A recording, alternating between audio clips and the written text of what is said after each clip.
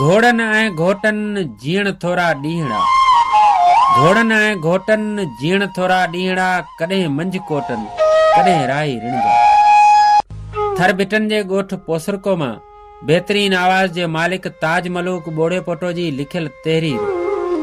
उनवान आहे शहीद राशिद ॿोड़े पोटो जे ॿारनि जो ईद ते लिखियल ख़त। मुंहिंजा बाबा साईं, हाण त सर्द रातियुनि में मुंहिंजो ॾकंदड़ जिस्म, जंहिंजी शरीर में अलड़ मौत जी जुदाई जो तसवर, ज़माने जूं सितमगरियूं मुंहिंजे ख़्यालनि जी ॾेवट मुंहिंजे जिस्म खे साणो करे विधो आहे। मुंहिंजे रांदीकनि जी उमिरि में मूंखां मुंहिंजे उन मासूम अबे खे ज़ालमनि छिनी छॾियो, जंहिंजी रत जा फुड़ा अॼु बि मुंहिंजे तसवर में घुमी रहिया आहिनि।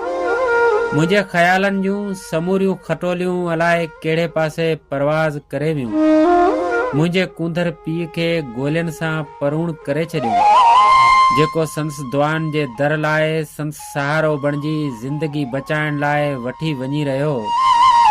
बाबा रहमतन जो भलारो महीनो बि गुज़री वियो, हीअणे मथां बि कई हर हली चुका आहिनि, के यादूं अलड़ जवानी जा ॿेर छाणे गुज़री चुकियूं आहिनि ऐं हाण ईअं गुज़रंदियूं रहंदियूं।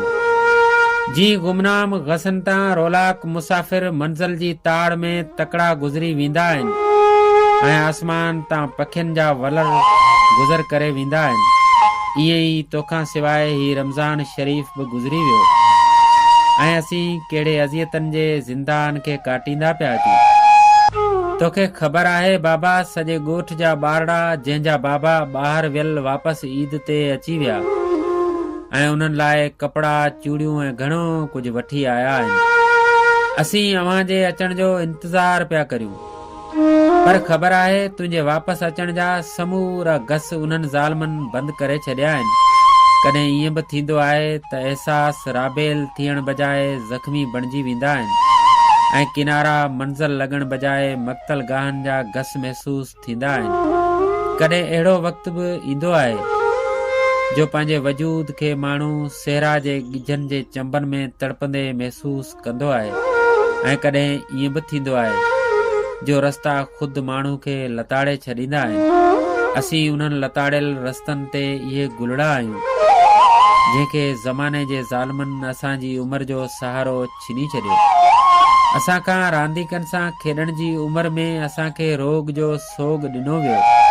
मुंहिंजा बाबा, तुंहिंजा इहे दोस्त जेके तोसां गॾु रांदि खेॾंदा हुआ, अॼु इहे बि तोखां सवाइ अकेलाई जे आड़ाह मां गुज़री रहिया आहिनि। तूं वापसि ईंदे अलाए कोन बि ईंदे।